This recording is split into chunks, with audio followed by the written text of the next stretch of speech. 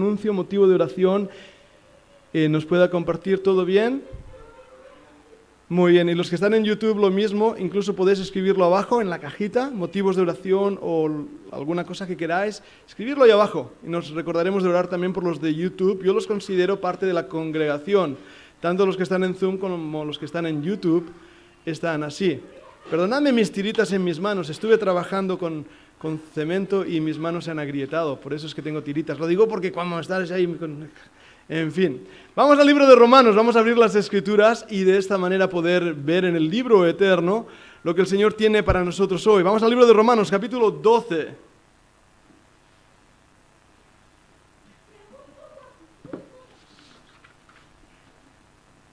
Romanos, capítulo 12. Vamos a empezar hoy una nueva sección en este libro de Romanos, capítulo 12. Y voy a empezar leyendo dos palabras. Romanos capítulo 12, versículo 1. Dice, así que, me voy a parar ahí. Vamos a hablar en esta mañana de la vida del creyente consagrada. Pero empiezo con esas palabras. Así que, vamos a orar.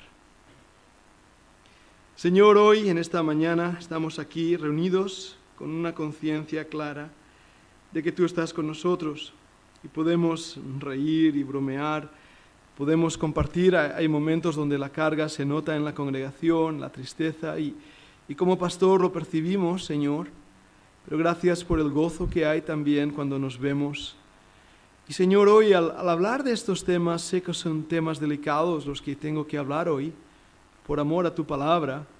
Por eso te pido que me des mucha sabiduría, mucha ayuda espiritual para poder de verdad presentarlo en el poder del Espíritu, no en la carne, no en el poder de la carne, para saber qué decir, qué no decir y cómo decirlo. Y Padre, dame de esa dirección que solo proviene del trono de la gracia. Te lo pedimos en el nombre de Cristo. Amén. Amén. Romanos capítulo 12 y versículo 1 empieza una nueva sección en el libro de Romanos. Hemos estado hablando por varios domingos sobre Israel y su plan dentro del plan divino, el propósito que Dios ha tenido con esta nación de Israel. Pero al llegar al capítulo 12 de Romanos, hasta el versículo 16, hasta el capítulo 16, encontramos una parte más práctica, algo que es mucho más vivencial, no tan teórico o teológico, sino que el escritor de Romanos, Pablo, nos pone ahora en el gran dilema de cómo vivir para la gloria de Dios. Así que lo que va a decir a partir de este momento en adelante edifica y está basado en todo lo que ha dicho hasta este punto. Ahora, por muchos años yo he predicado de Romanos capítulo 12, versículo 1 y 2, el tema de cómo ser un creyente que vive en el altar, que vive consagrado al Señor. Y voy a hablar de esto en esta mañana. De hecho, voy a hablar de cómo debemos presentar nuestro cuerpo, cómo no debemos conformarnos a este siglo y, en tercer lugar, cómo debemos comprobar la voluntad de Dios. Este es el bosquejo. Presenta tu cuerpo, no te conformes a este siglo y comprueba la voluntad de Dios. Pero empiezo con esas palabras que he leído. Así que. ¿Y por qué lo hago? Porque esas palabras lo que hacen es unir todo lo que ha dicho hasta ese punto con lo que viene ahora.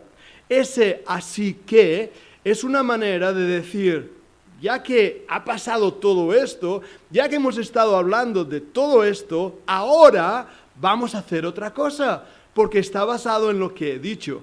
Así que viene de los versículos anteriores. Hemos leído, el hermano Daniel ha leído los versículos 32 hasta el 36. Me gustaría volverlo a repetir. Capítulo 11, versículo 32. Porque Dios sujetó a todos en desobediencia para tener misericordia de todos. Oh, profundidad de las riquezas, de la sabiduría, de la ciencia de Dios. Cuán insondables son tus juicios e inescrutables sus caminos. Porque ¿quién entendió la mente del Señor? ¿O quién fue su consejero? ¿O quién le dio a él primero para que le fuese recompensado? Porque de él y por él y para él son todas las cosas. A él sea la gloria por los siglos. Amén. Así que, ¿habéis visto ahora la unión de ideas?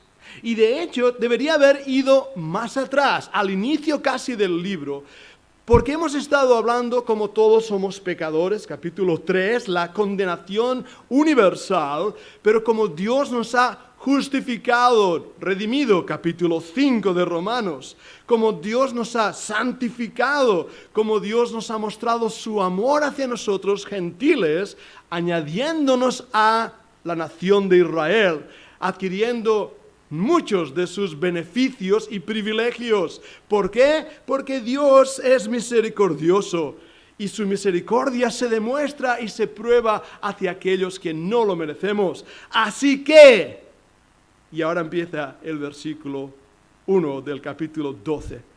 ¿Habéis entendido este concepto? Es muy importante. Es importante que entendamos que todo lo que ahora nos va a pedir a partir de ese capítulo 12 está basado en lo que Él ha hecho por nosotros. Y habiendo entendido lo que Él ha hecho por nosotros, dice, así que hermanos, os ruego. ¿Leéis ahora las palabras diferentes? Ya que el amor de Dios es tan grande y su misericordia tan excelsa, su paciencia con nosotros tan inmerecida, así que, hermanos, os ruego. Y voy a leer los dos versículos antes de mirar las palabras y la enseñanza. Así que, hermanos, os ruego, por las misericordias de Dios, que presentéis vuestros cuerpos en sacrificio vivo, santo, agradable a Dios, que es vuestro culto racional. No os conforméis a este siglo, sino transformaos por medio de la renovación de vuestro entendimiento, para que comprobéis cuál sea la buena voluntad de Dios, agradable y perfecta. Dios nos ha dado su amor para que nosotros llenemos sus manos. Mirad lo que he dicho. La palabra consagración en hebreo es llenar las manos de Dios. Dios quiere que sus hijos, tú y yo, nos consagremos al Señor para agradecer lo que Él ha hecho por nosotros. ¿Y cómo lo hace? ¿Nos obliga a ello? ¿Ejecuta su voluntad soberana sobre nuestra vida para que actuemos de una forma irracional, casi como robots? No. El versículo empieza diciendo, así que, nos hace pensar en ese profundo amor, pero entonces establece un ruego. Así que, hermanos, os ruego. Yo creo que las palabras en este libro han sido inspiradas divinamente. Cada palabra cuenta. Por eso creo que la traducción literal de las Escrituras, guardando el texto original, es lo más importante, no las paráfrasis de la Biblia. Y si esto es así, cuando Dios mismo nos dice, os ruego, es importante. De hecho, miraba concordancias donde aparece esta palabra, rogar, y solamente Pablo, escribiendo a Timoteo, lo dice en una ocasión, que él podía, por esa confianza, esa autoridad que Pablo tenía, ordenar al joven. Pero Pablo va a decir, te ruego. Y sin embargo, aquí dice, hermanos, os ruego por las misericordias de Dios. Me es impactante en mi propia vida y corazón ese ruego. Que Dios, que muestra su amor, ahora me ruegue que haga algo. ¿Y qué es lo que me ruega? Ahora viene ese bosquejo. Presenta tu cuerpo. Porque el versículo dice, os ruego por las misericordias de Dios que presentéis vuestros cuerpos en sacrificio vivo, santo, agradable a Dios. ¿Y qué versículo que hace realmente sacudir nuestra vida? Es una petición para creyentes, no es para incrédulos, porque el versículo dice así que, hermanos, os ruego. Esto que voy a predicar ahora no es para un incrédulo. Y si tú eres incrédulo y no has creído en el Señor Jesucristo como Salvador personal, tal vez debería decirte que esto no se aplica a ti, no puedes aplicarlo, porque no has entendido la primera parte de lo que hemos estado diciendo, que Dios te ama, que Dios es misericordioso, que Dios quiere hacerte su hijo. Pero si eres creyente, tenemos que entender que Dios nos ruega que presentemos nuestros cuerpos en sacrificio vivo, santo, agradable a Dios. ¿Por qué? Bien, básicamente porque tú le perteneces a Él. Tu cuerpo es el templo del Santo Espíritu de Dios. ¿Cómo lo oyes? Dios te ha comprado, te ha redimido para hacerte suyo. Dios habita en ti. El Espíritu Santo mora en ti. Y por eso es que este cuerpo es el templo del Espíritu Santo. Hemos sido sellados con su presencia. Dios nos ha dado en nuestra vida esas arras de nuestra herencia, su Santo Espíritu. Y la Biblia es clara, si alguno no tiene el Espíritu, el tal no es de Él. El Espíritu es el sello, por eso no hace falta orar por el Espíritu, ya lo tenemos. Pero hay un problema. Este templo del Espíritu Santo, este cuerpo que tengo, el templo de Dios, todavía está hecho de material temporal, de carne y hueso. Y hay otro problema. La carne me empuja a una cosa llamada concupiscencia. Hasta la palabra es rara. Deseo desenfrenado de pecado. Yo no podría ser lujurioso si no tuviera ojos. Yo no podría mentir si no tuviera lengua. Yo no podría robar si no tuviera manos. Yo no podría pecar si no tuviera cuerpo. Pero este cuerpo me empuja a una acción pecaminosa. ¿Por qué? Porque este cuerpo aún no ha sido redimido. Y acabo de decir una gran verdad teológica. Dios nos ha dado un nuevo corazón. Cambió el corazón de piedra, de callo, indiferente, y nos dio un corazón para amar a Dios. Nos ha dado una nueva mente, nos ha renovado para que podamos entender las cosas de Dios que antes nos eran locura. Y no solamente tenemos una nueva mente para conocerle y un nuevo corazón para amarle, tenemos una nueva voluntad para obedecerle. Pero hay algo que no ha cambiado. Seguimos siendo igual de feos que éramos siempre. Nuestro cuerpo no ha cambiado, al contrario, cambia para mal, no para bien. Se va haciendo más viejo.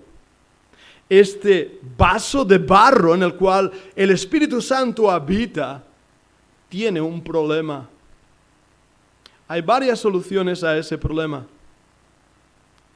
El primero es presentarlo a Dios como sacrificio vivo. Sí, el segundo es cuida tu cuerpo. No hagas nada que destruya el templo de Dios. No hagas nada que produzca que este templo que es de Dios pueda ser destruido. Por eso, como creyentes, estamos en contra del fumar, del tabaco, de las drogas, de todo aquello que destruye este cuerpo, que es el templo del Espíritu Santo. Pero más que hablar de cosas físicas, tenemos que entender el poder espiritual. ¿Qué hago para que mi cuerpo sea presentado a Dios? Bueno, hay una complejidad más. Se complica, que he inventado otra de esas palabras. Hay una palabra ahí que es importante, es sacrificio vivo. Vivo. Dios quiere que nos presentemos a Él consagrando, llenando sus manos en el altar del sacrificio, pero vivos. Y la imagen que viene a mi mente es la imagen de un corderito que es llevado al altar de sacrificio para ser degollado, muerto, pero en vez de ser muerto y degollado, es atado en el altar y dejado ahí para que viva en ese altar durante su vida.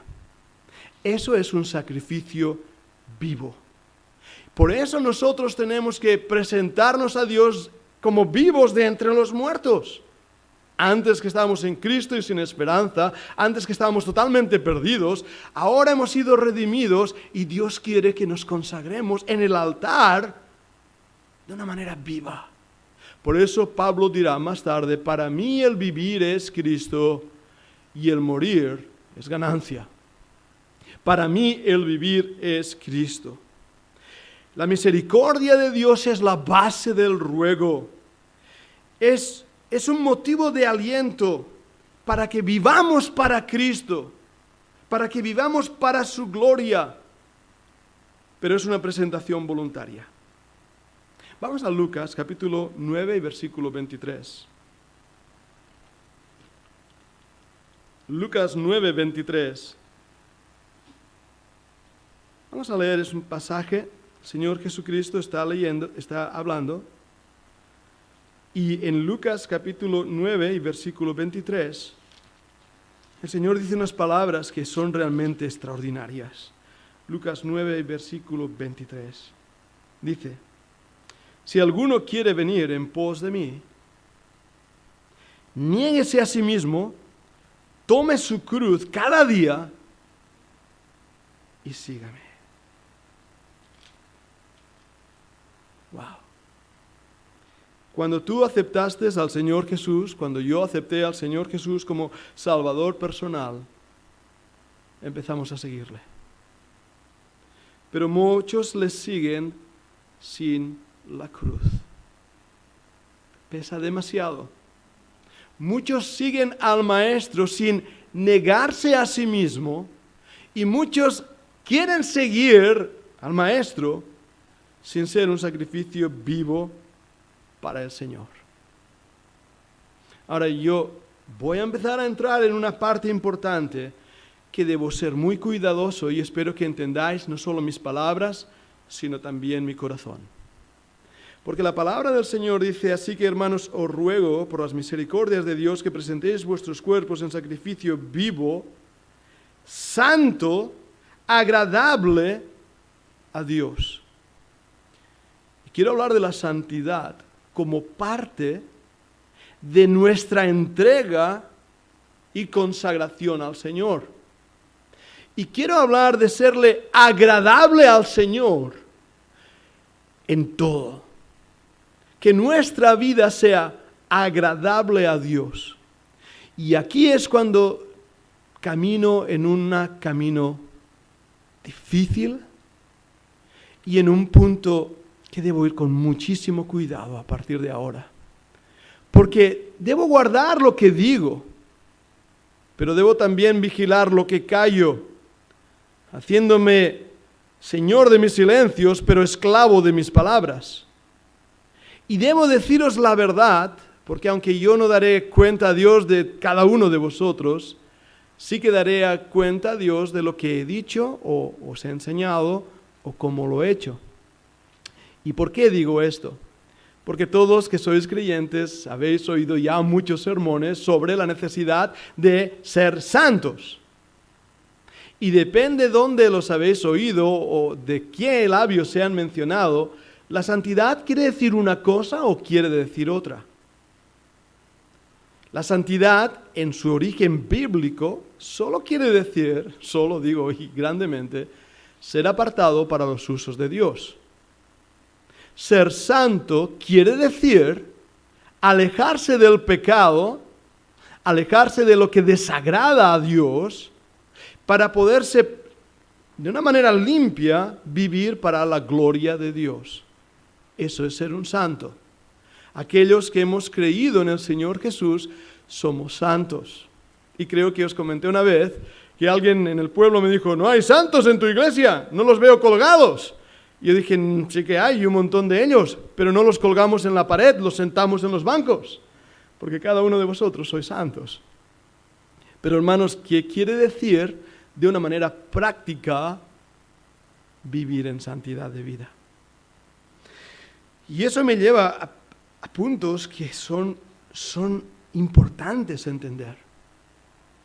Nosotros, como bien sabéis, fuimos educados en un seminario teológico en Estados Unidos que venía desde el contexto wesleyano de John Wesley, del movimiento de santidad.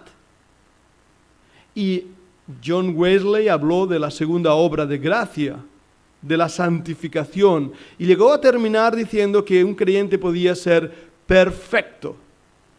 Por supuesto, esto no lo veo en las Escrituras. La perfección no la veo en mi vida ni en la vida de ninguno de los creyentes que conozco. Sí, la perfección posicional, somos perfectos en Cristo, pero cada uno nos conocemos, sabemos dónde fallamos. Y como dije muchas veces, si esta iglesia era perfecta, en el momento en que yo llegué, dejó de serlo. Por lo tanto, la santificación wesleyana no es bíblica.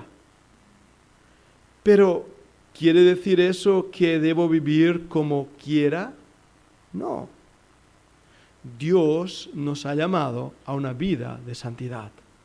La Biblia dice, sed santos, porque yo soy santo. Por lo tanto, debemos hacer lo posible para vivir una vida que honre y glorifique a Dios, agradándole en todo. ¿Amén a ello? Hasta ahí estamos de acuerdo. ¿Cuál es el problema entonces? Es la ley del péndulo. ¿Cómo interpretamos la santidad práctica en la vida cotidiana, en la cultura que vivimos nosotros en España, en la cultura que vivimos aún en nuestro propio alrededor? ¿Qué cosas podemos hacer y qué cosas no podemos hacer? ¿Qué cosas debemos hacer y qué cosas debemos dejar de hacer? Ahí viene la complejidad. Estoy formando mi pensamiento, estoy presentándoos las preguntas. Iremos a buscar respuestas ahora. Pero si seguimos leyendo, nos encontramos esa segunda parte del mensaje. No te conformes a este siglo. Porque el siguiente versículo dice así: no os conforméis a este siglo, sino transformaos por medio de la renovación de vuestro entendimiento, para que comprobéis cuál sea la buena voluntad de Dios, agradable y perfecta. Está ahí la clave de lo que estamos leyendo. No os conforméis a este siglo. Vamos a otro pasaje, 1 de Pedro 1:14. En 1 de Pedro capítulo 1 y versículo 14 aparece otra vez esta palabra. Es una de esas palabras que antes os he dicho, como la palabra ruego. He dicho que era Timoteo y era Filemón, perdonadme por ese error. Cuando Pablo dice a Filemón, te ruego. Esta palabra, conforméis, aparece muy poquito también en la Biblia. ¿Dónde aparece? En Romanos y aquí en 1 de Pedro 1:14.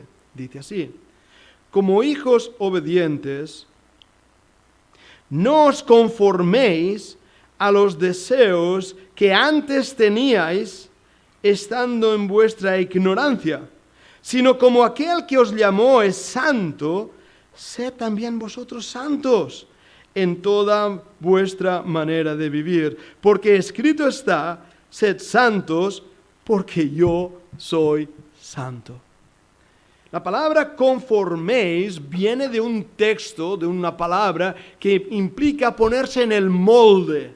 Es lo que quiere decir. Los que habéis estado de campamento sabéis que tenemos moldes de escayola, donde ponemos la escayola líquida, luego se seca, sacamos el molde y la escayola ha tomado la forma del molde. Eso es moldearse. La palabra ahí conformarse viene a esa idea, a ponernos en el molde del mundo para darnos la forma que el mundo tiene.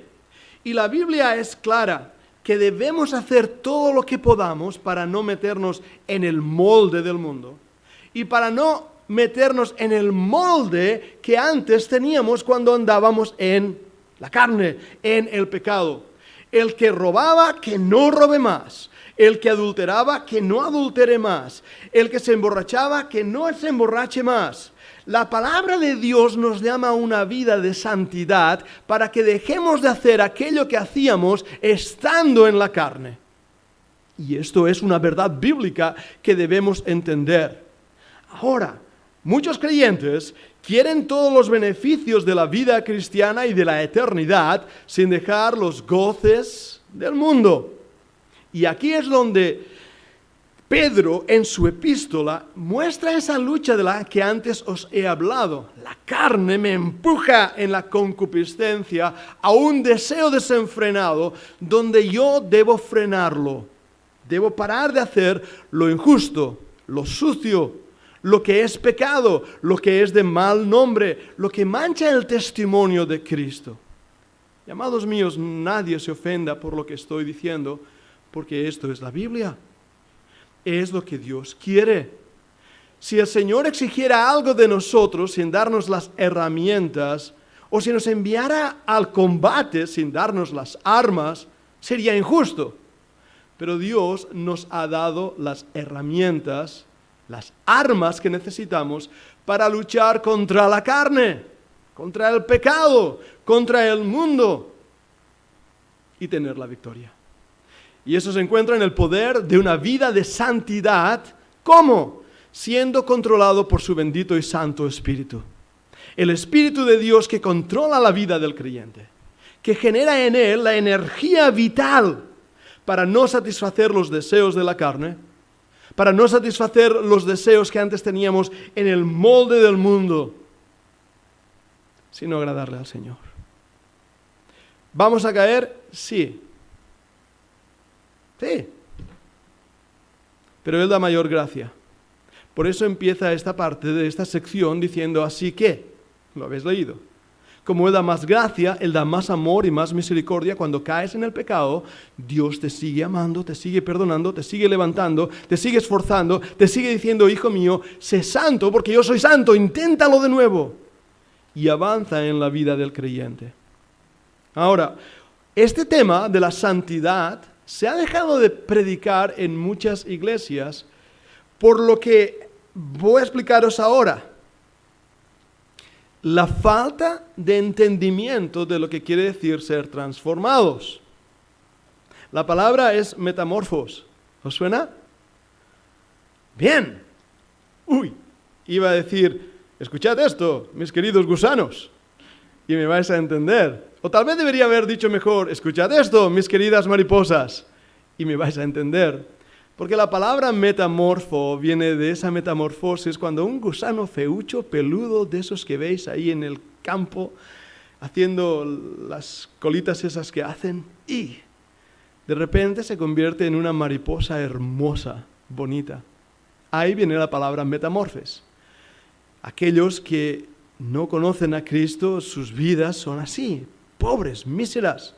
Pero aquellos que le hemos conocido hemos sido transformados mediante el poder de su Santo Espíritu. Qué hermoso, ¿verdad? Muchas veces bromeo diciendo, yo no soy reformado, nuestra iglesia no es reformada, nuestra iglesia y mi vida es transformada por el poder del Santo Espíritu de Dios.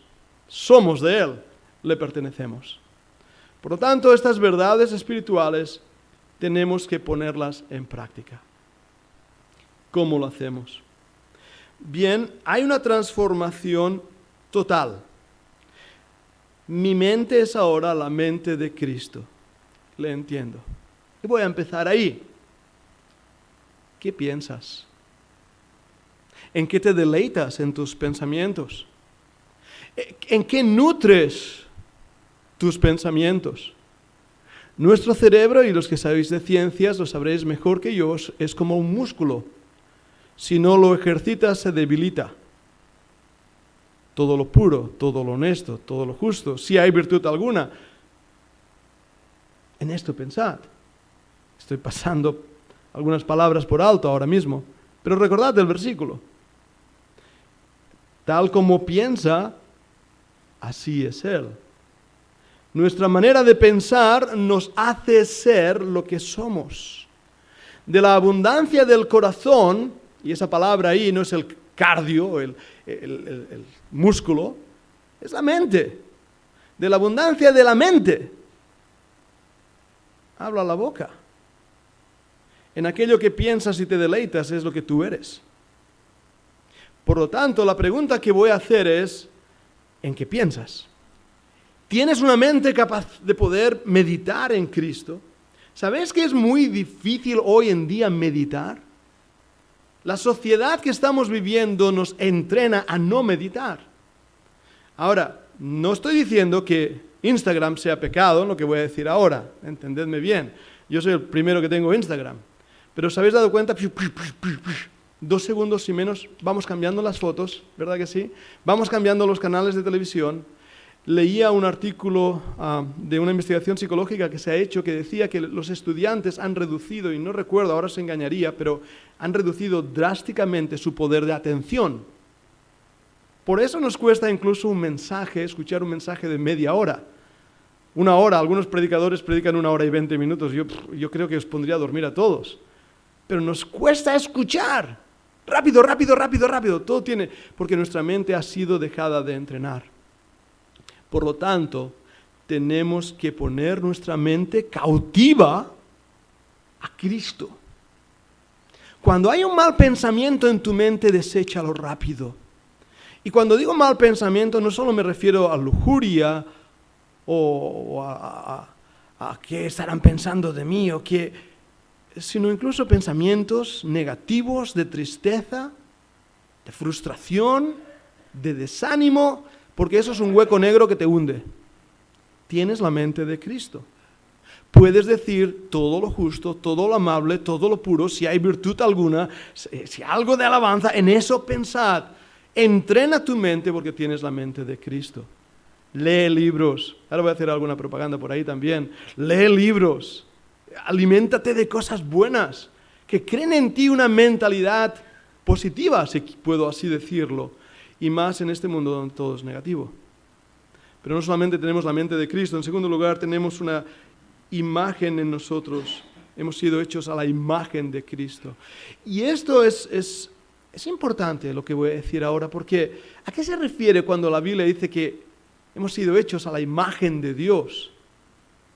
Yo creo que el hombre continúa con esa imagen en él, aunque ha sido deteriorada por el pecado. Si amamos es porque Dios es amor. Si no, no sabríamos lo que es el amor. Si entendemos la justicia es porque Dios es justo.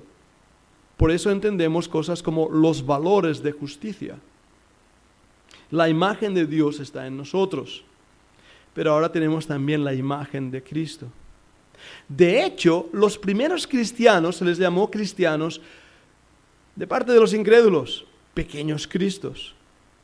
Si el mundo me mira, ¿qué es lo que ve en mí? ¿Ve a Cristo o qué es lo que ve en mí? Voy a poner este ejemplo y lo vais a entender rápidamente. Javi, lo hago con confianza. Javi Ruiz, yo creo que hoy no vas a correr, no te veo como ahora mismo no vas a correr, estás aquí en la iglesia. Ahora, cuando yo veo a Javi, que lleva ahí su pantalón de correr y sus bambas de correr y su chal de correr, yo sé que va a correr, porque su uniforme me dice que va a correr. Cuando veo a un policía, lo identifico por su uniforme. Cuando veo a un barrendero, lo identifico por su uniforme. El aspecto nos identifica. Esto lo entendemos bien, es un ejemplo básico. Hay un versículo que dice, apartaros de todo aspecto de mal. Y la palabra y aspecto es un verbo en griego, una palabra que se usa para decir ver. Eiden. Eiden quiere decir lo que veo y me transmite un mensaje. Eiden. Todo aquello que tiene un aspecto de mal, apártate de ello, no pases, no toques, no mires. Entonces, cuando el creyente se ve, se mira, tiene que transmitir que ha sido hecho a la imagen de Cristo. Esto lo entendemos, ¿verdad que sí? Por eso ahora viene un punto que es complejo. No os transforméis, conforméis, metáis en el molde de este siglo. ¿Y qué quiere decir eso? Que nada que lo que se ve en mí, lo que la gente observa de mí, esté hablando de esta sociedad sin Dios. ¿Eso qué quiere decir? Que cuando alguien me mira, yo no esté comunicando que estoy metido en el molde del mundo. A veces usamos en las iglesias la palabra mundanalidad. ¿Y qué quiere decir esto? Aquellas cosas del estilo de vida de este siglo, la palabra ahí no quiere decir solamente de este tiempo, de ahora, quiere decir de este momento sin Dios, de esta sociedad sin Dios. Y lo que está diciendo la Biblia, amado hermano, es que nada de lo que hay en ti o de lo que hay en mí debe reflejar al mundo, sino que debe reflejar a Cristo. Y si yo estoy siguiendo una moda, voy a empezar hablando de estilos de vida ahora, siguiendo una moda, por ejemplo, no sé, en mi tiempo estaban los punks, ¿verdad? O los rockabillys de rock and roll, o los grupos de música diversos que muchos conocéis, ¿verdad? Y que podéis identificar aún esos que van todos de negro y oscuros, y ¿sabéis a los que me refiero? Que están hablando siempre del suicidio y de la muerte. Todo eso son mensajes que yo estoy transmitiendo a los que me rodean y que ven en mí ese mensaje. Y la Biblia dice, no os metáis en el molde de este siglo. Si hemos sido consagrados al Señor, tenemos que dejar de hacer cualquier cosa que me identifique con los ídolos. Cualquier cosa que me identifique con la sociedad sin Dios. Y cualquier cosa que se vea en mí que es pecado. Que es pecado. Yo sé que esto que estoy hablando es muy difícil, pero la palabra de Dios nos muestra claramente que el llamado del creyente es un llamado a la santidad. Ahora dejadme poner ejemplos y perdonadme mi franqueza. De hecho, he traído un libro que vais a... para que veáis mi sinceridad en esto. Hace unos años atrás tuvimos la lucha sobre si una hermana creyente tiene que llevar pantalones o no debe llevar pantalones. ¿Verdad? ¿Por qué? Porque años atrás esto era un pecado grande y hasta da vergüenza decirlo ahora en público. Y leí un libro que me pasaron que era horrible lo que estaba diciendo sobre la mujer cristiana. Y yo pensé, esto está muy mal. Voy a escribir un libro contestando a este otro libro sobre lo que la Biblia enseña sobre la modestia, porque la Biblia dice que seamos modestos, hermanas y hermanos. Ambos debemos ser modestos. ¿Por qué? ¿Qué quiere decir modestia? Es cubrir una potencia, cubrir algo que tú sabes hacer muy bien, pero lo cubres para que no presumas de ello, ¿verdad? Eso es modestia en el sentido más literal del término. A lo mejor yo soy un excelente violinista y entonces en vez de estar aquí delante mostrando que bien lo sé, pues digo, mira, no sé tanto. Y tú dices, ¡ay, qué modesto que eres! Claro que sabes. ¿Entendemos eso, verdad? Entonces, aplicado al cuerpo, la modestia es que cuando Dios te da hermosura, porque Dios ha hecho seres hermosos, tú cubres esa hermosura para la gloria de Dios. La cubres para proteger lo que Dios ha hecho. Eso es modestia. Entonces, en ese aspecto tenemos que entender también, y ahora que viene el verano más que nunca, que el creyente tiene que ser modesto, tiene que cubrir la hermosura que Dios le ha dado. Pero tengamos cuidado, y esto es un ejemplo que os pongo, y me entendéis rápidamente, tenemos cuidado de no caer en el legalismo de lo que estoy diciendo. Porque creo que hay a veces que los creyentes, las iglesias, caen en el legalismo. ¿Y qué es el legalismo? Creer que mi manera de vivir, de hacer o no hacer, me hace más santo y más acepto delante de Dios que aquellos que me rodean y le miran con desprecio. Y eso es pecado. Y yo estoy aquí, estoy buscando, entended que voy ahora muy despacito, midiendo mis palabras y mis pensamientos para que me entendáis bien, pero intentando también instruirnos como iglesia.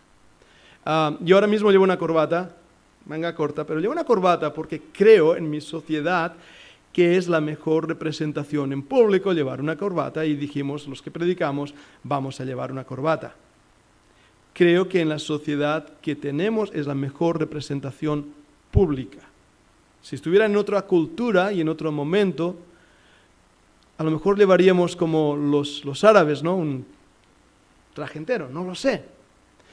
¿Me hace esto más santo? No. Ahora, agarraros a esto, no ríais porque esto es serio, ¿eh? Cuando estudiábamos en la universidad hay libros que dicen cómo un pastor debe ir. Y según esos libros, un pastor tiene que llevar camisa blanca, manga larga y americana. Y yo hace unos días atrás miraba de una de las iglesias que conocemos que el pastor iba así clavado del libro en pleno mes de agosto. Y yo no sé por qué hace esto este hermano, no voy a juzgar los motivos, eso me lleva a otro punto. Pero quiero deciros, la practicalidad de lo que hacemos está motivada por algo que se llama la razón de ser, el por qué lo haces, el así que. Y he apuntado un pensamiento que lo vais a entender. He dicho que la coherencia y la consistencia son la medida de la conformidad al mundo o tu compromiso con la santidad. Voy a cortarlo. Coherencia, ser coherente.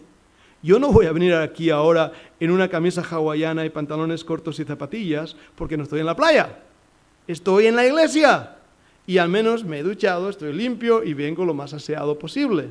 Eso es ser coherente, pero también consistencia o coherencia.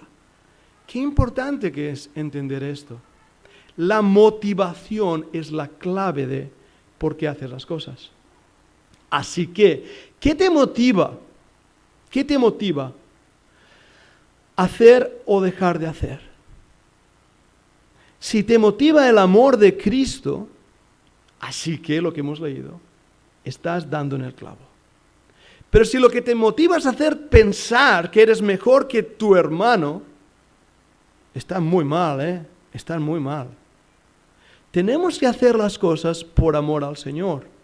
Y hay momentos que por amor al Señor haremos algo, y hay momentos que dejaremos de hacer ese mismo algo porque sabemos que no es coherente o no es consistente. Pero tenemos que pedir a Dios que nos dé esa sabiduría de lo alto, para no meternos en el molde del mundo, para ser transformados, para no caer en el legalismo que tanto daño ha hecho, pero a la vez para no caer en los estilos que son plenamente del mundo.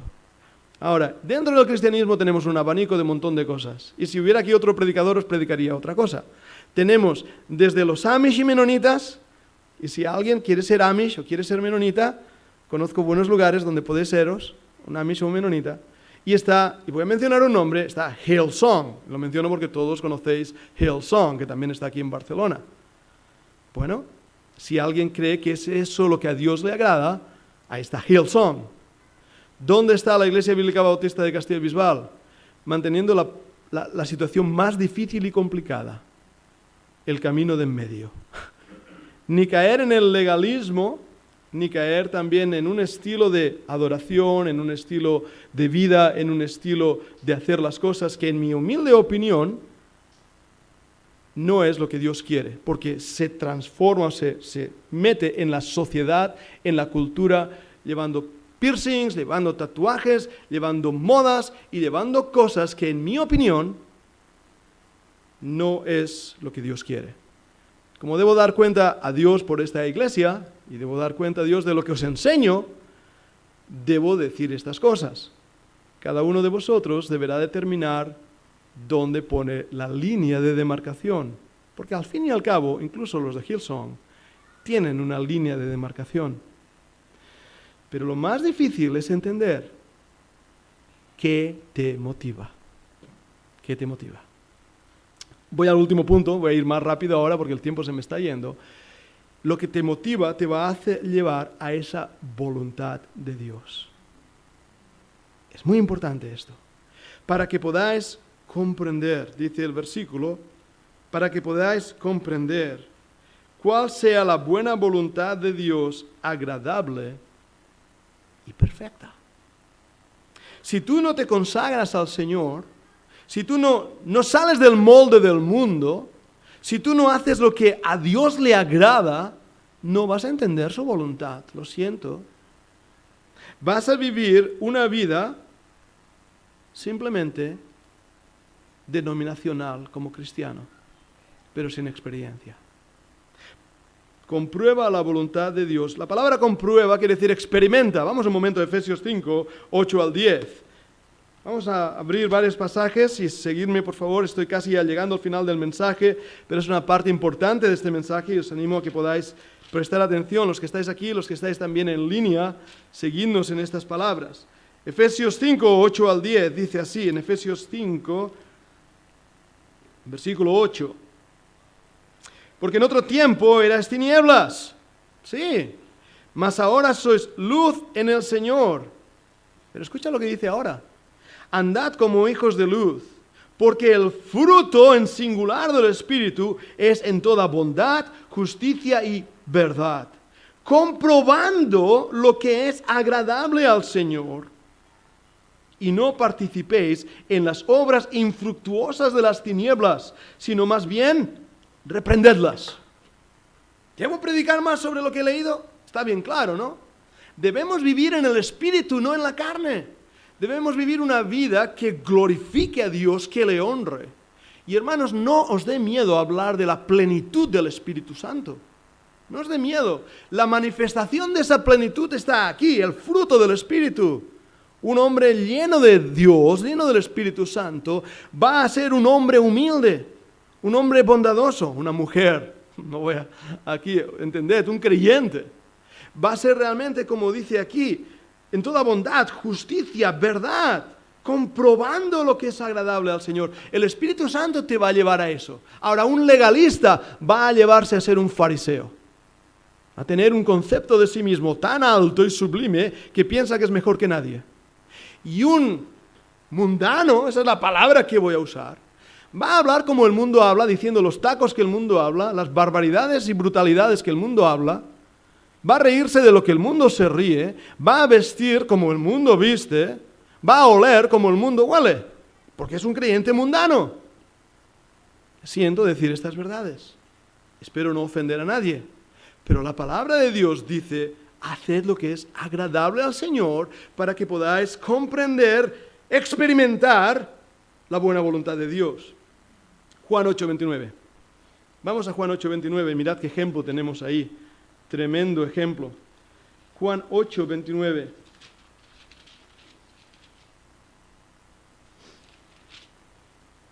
Juan 8 y versículo 29. Porque el que me envió, ¿quién está hablando ahí? ¿Quién le envió? Está hablando el Señor Jesús. ¿Quién le envió? El Padre. Porque el que me envió conmigo está. No me ha dejado solo el Padre, porque yo hago siempre lo que le agrada. ¿Puedo decir esto yo? Ojalá pudiera hacer siempre lo que agrada al Señor. Pero no solo debo experimentarlo, debo hacer lo que agrada al Señor. Dime cuál es lo que motiva tu vida. Dime cuál es el motivo de tu vida. Conozco hombres, no uno o dos, varios, que el motivo de su vida es hacer dinero. Son creyentes.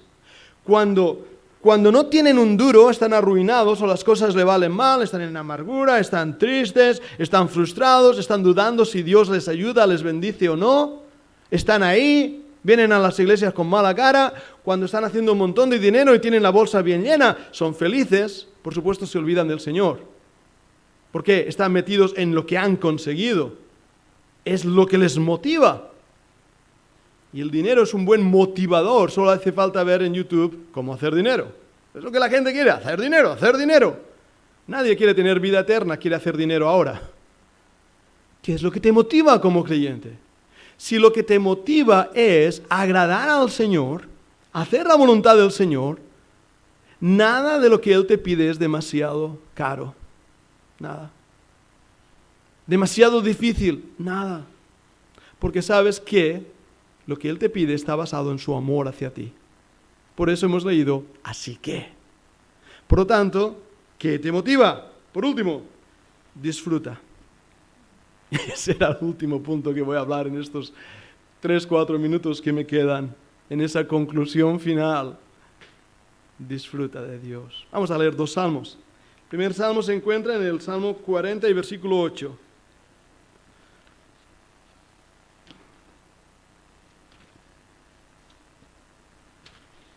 Salmo 40 y versículo 8. Podéis marcarlo en vuestra Biblia. El hacer tu voluntad, Dios mío, me ha agradado, y tu ley está en medio de mi corazón. Qué versículo tan tremendo. El hacer tu voluntad, Dios mío, me ha agradado. Y vamos un momento al Salmo 143, versículo 10. Salmo 143 y versículo 10. Dice así: enséñame a hacer tu voluntad, porque tú eres mi Dios. Tu buen espíritu me guíe a tierra de rectitud. Disfruta haciendo la voluntad de Dios. Recuerda que todo está basado en su amor perfecto hacia ti. Por eso esa sección que hemos leído empieza así que.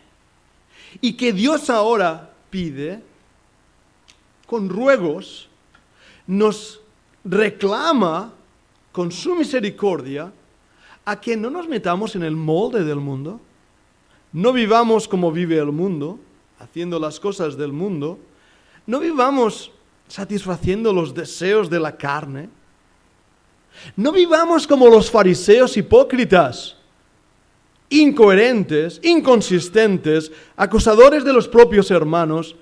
No seamos legalistas, pero tampoco vivamos al lado del barranco. Andemos en novedad de vida. Andemos mostrando el carácter de Cristo, mostrando que hemos sido transformados por el poder de su Santo Espíritu. Yo no tengo todas las respuestas. Cada uno de nosotros tenemos que aplicar lo que hemos escuchado con temor y temblor delante del Señor.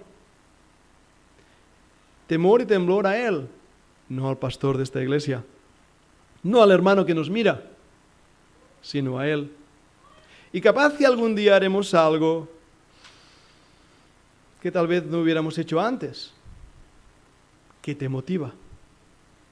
O dejaremos de hacer algo que hacíamos antes. ¿Qué te motiva? Que sea el amor de Cristo y la misericordia de Dios lo que motive nuestra vida y dirija nuestros pasos. Vamos a orar. Señor, usa este mensaje. El tema es difícil porque, Padre, según lo que diga puede ser interpretado como permisividad y se me ha acusado de ser permisivo. O según lo que diga puede ser entendido como legalismo y se me ha acusado de ser legalista. Señor, tú sabes mi corazón. Y nuestra propia búsqueda, de todos los que estamos aquí en esta sala hoy, nuestra propia búsqueda de la santidad, porque todos lo deseamos, forma parte de nuestra vida como creyentes. Pero Padre, ayúdanos a encontrar ese camino alto y sublime de la santidad, para disfrutar de ti, Padre, para disfrutar de la comunión contigo, de la libertad a la cual hemos sido llamados en Cristo, y a la vez vivir una vida de honra, de virtud, de poder, de gracia.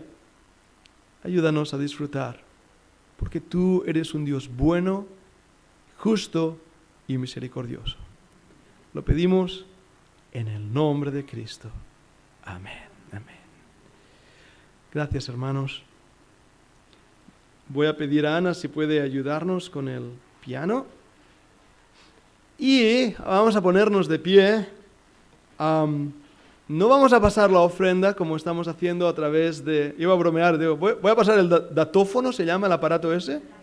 ¿Datáfono? No tenemos datáfono en esta iglesia. Vamos a ponernos de pie y a cantar con todo el corazón. Si queréis dar ofrenda, al final hay una caja que está ahí para la ofrenda. Y si no, pues igualmente, el Señor os bendiga. Estamos aquí realmente para su gloria. Vamos a entonar.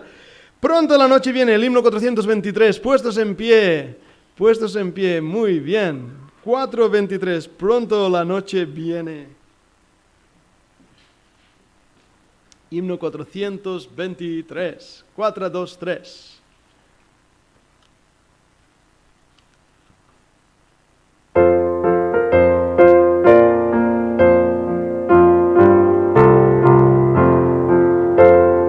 Pronto la noche viene, tiempo hay que trabajar. Los que lucháis por Cristo, hay que descansar. Cuando la vida es sueño, goza virtud, salud, y es la mañana hermosa de la juventud. Pronto la noche viene, tiempo es de trabajar para salvar al mundo. Hay que batallar. Cuando la vida alcanza toda su esplendidez, cuando es el mediodía de la madurez. Pronto la noche viene, tiempo es de trabajar. Si el pecador perece, Él lo ha rescatar.